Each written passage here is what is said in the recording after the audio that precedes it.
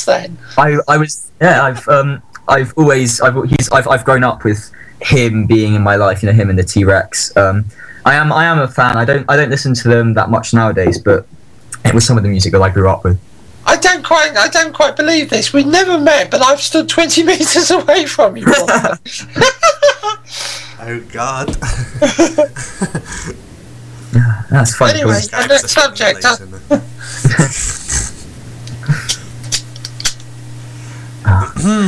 It's quite interesting that when I was putting the band together, we all had completely different influences. So I was coming from a kind of vocal, guitar and piano perspective. I was coming from a very much folk, soft rock and kind of ballad rock background. And I'd already written a lot of the material. But then we had Bassem coming along on guitar. And he's a metal guitarist. He's influenced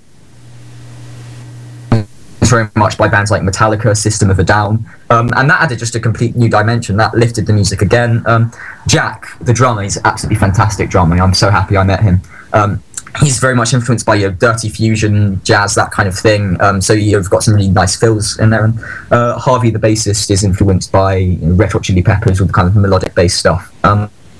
So I think that works really nicely when you have all these different people from different areas of music bringing it together, because that's how you create new sounds, by combining things that are already out there. Don't you find that there's a paradox when you come to writing songs, though? Well, I mean, we all kind of have our roles in the song writing procedure. A lot of the songs when we were first playing were songs that I'd written as a solo artist, so all we needed to do was, put in some drums, put in some lead guitar, and put in some bass, and then it was all good to go. But when it came to writing all together as a band, I found that we all kind of stuck to the same rhythm. So because I'm, doing the acoustic guitar, doing the piano, a lot of the chords and the lyrics, obviously being the singer, they kind of came from me, and then from that, we have some great original guitar lines from Bassem. He keeps coming up with these really creative riffs that I just love, and Jack's always on point with the drums, and Harvey's just got these melodic bass lines, and it all falls together. I think it's very rare that you find a group of people who you can just kind of literally sit down, start playing, not have to talk much about it, and suddenly everyone's playing together and it actually sounds just right. Click as one. Yeah, exactly, and I think I'm very happy to have found that with the guys. Hendrix and Ringo Starr, watch out. No. It's gone quiet. Any more thoughts on that one, Shazza?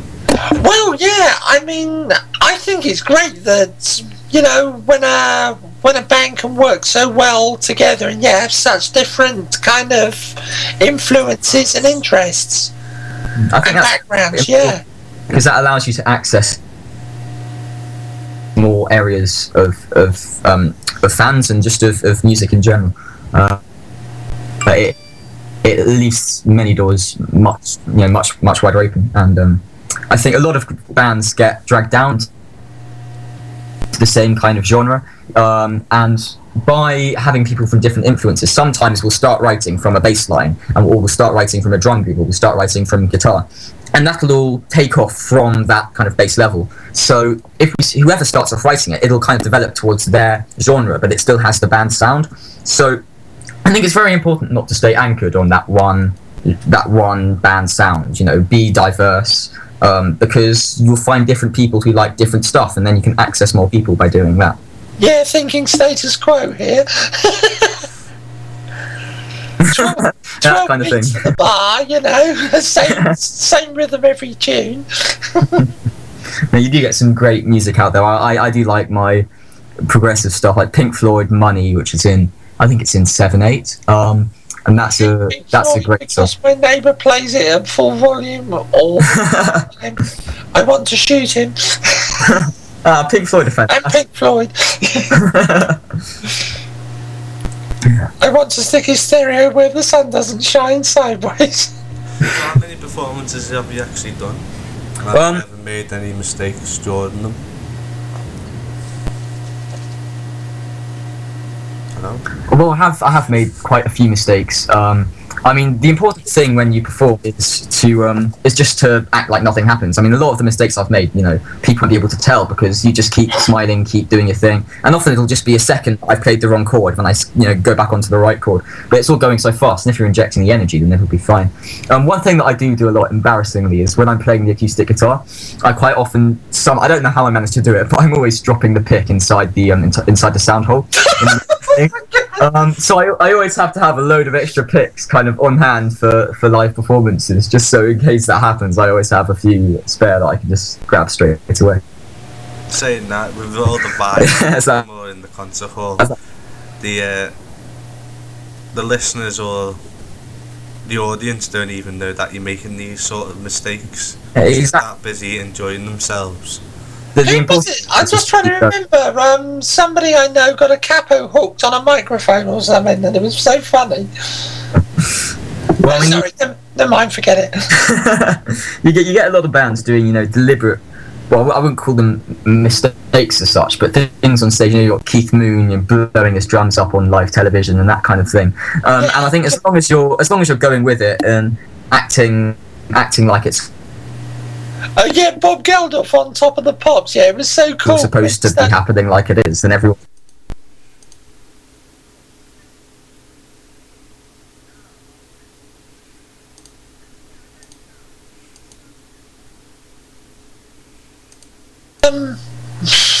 What was I going to say? Yeah, it was like so cool when sort of Bob Geldof, when he was miming and that on Top of the Pops, started playing that chandelier and whatever. Yeah, I love that kind of stuff. David Bowie playing the guitar with his teeth, and Hendrix smashing the guitar, and just that kind of stuff. I think it's iconic, and people love it. I wouldn't say go too far. You've got the whole Gigi Allen thing that I think is just a step too far. But as long as you're keeping people on board, and as long as you're giving them a show, then that's what matters as far as live music is concerned. Yeah, I'd agree there. What do you think of actually going what may be too far as the video is concerned? As far as videos, well, it depends on the market you're aiming at. If you're aiming at a young market, you get this whole blurred lines thing where it's purely sexual, and I think when you're aiming, particularly pop music nowadays, which is aimed at the younger generations, I think it's that shouldn't necessarily be what you're putting out. There's nothing wrong with making it a bit kind of risque, but I think you've got to think about your target market. Although having said that, if you're genuinely being creative, I think that anything's okay, really, as long as that you can justify it artistically. To some extent, I mean, I don't understand why people moan about Miley Cyrus' wrecking ball. So what? She sits scantily clad on a wrecking ball. Who the hell cares? Yeah, I don't have a problem with that. I just choose not to watch it. I think that's the solution. People feel drawn to things that are outrageous and just downright disgusting. And the thing is, I don't think it's outrageous, though. Well, I mean, there's a lot worse things in music. But at the same time, she is a public figure, and when she's been, in this Disney show, so a lot of kids will be, tuned into her. I think that giving that sexual example to young kids isn't necessarily where music should be going. It should be focused on putting new musical ideas, because that's our medium. Miley Cyrus is too focused on reinventing herself and getting publicity through shock, and he doesn't, her music. She doesn't care about her music, as far as I see.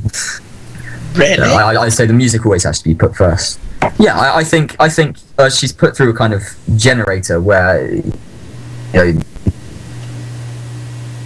basically Disney Channel will wreck that. These chord sequences come out, these hooks come out, and that's a shame with a lot of pop music now. I think that's partly why I find it quite shocking that she had been on child's television before, so she had that market which was tuned into her. Which is drifted in the way.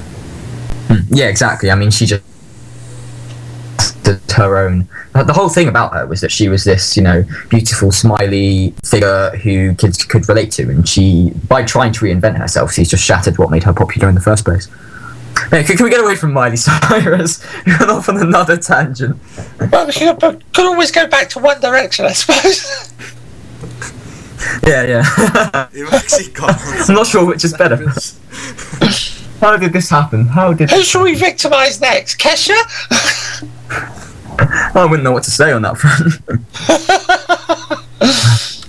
I mean, I find myself, when I'm listening to music nowadays, a lot of the music I listen to is older music. I was raised to, Meatloaf and Billy Joel, and then through listening to bands like The Smiths and The Who, I got into this whole new area of rock. And I think that because at their time they were pioneering new musical ideas, and it's very hard to do that nowadays, and I appreciate that. As far as modern bands are concerned, what I look for when I'm trying to find a new modern band that I like is something that the lyrics have relevance in, and something that isn't necessarily putting forward new musical ideas, but that's being creative, because nowadays music's just blown up to such a huge scale industry that it's very hard to find something that hasn't already been done. It's about finding something that expresses their view of the world. I find that very, very important. It should be a way of provoking thought and emotion. Yeah, I'd agree. I mean, myself personally, I try to mix genres. I try to produce new beats that haven't been done. I suppose you're much the same thing, yeah? Oh yeah, I completely agree. I mean, it's about finding that niche. But no matter what you do, someone's always going to say, "Oh, that sounds like that." This beat sounds like that. This chord progression sounds like that. But it's about taking that similarity with something else and then making it entirely your own, whether that's putting different lyrics, a different melody, different bass line, because there are so many different aspects that you can combine that can create a new overall sound. Yeah, one of the things I've found, which is particularly helpful, is putting extra harmonies in. I don't know if you've ever tried that. Yeah, I do like harmonies, because especially in choruses, when you just want to boost it that extra bit, putting harmonies in thirds and things, it just makes it lifts it to that next level. And give it a vibrato or tremolo or something like that as well. Yeah, exactly. With a little bit of choral echo. Yeah, I do. I am into my choral music as well. I do listen. I listen to a lot of genres. I listen to rock, reggae, ska, all of that. But I also listen to a lot of classical as well, and choral music especially. And who is your favourite classical composer, by the way? Ooh, that's a really hard one.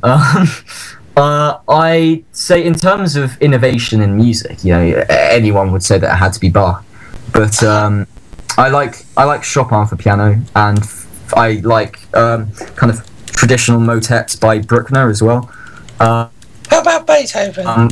Because I think that Beethoven, I do like Beethoven as well. I kind of I've got a Beethoven piano sonata that I'm learning at the moment, and I think that all of these artists from the classical and romantic eras are fascinating because of what they do with harmony, and seeing how it was back then it's completely different to how it was now, and I find that especially interesting. And another thing that interests me, well, they didn't have auto-tunes, and they didn't have beatboxes and whatever. Yeah, exactly. Yeah. But I think it's interesting.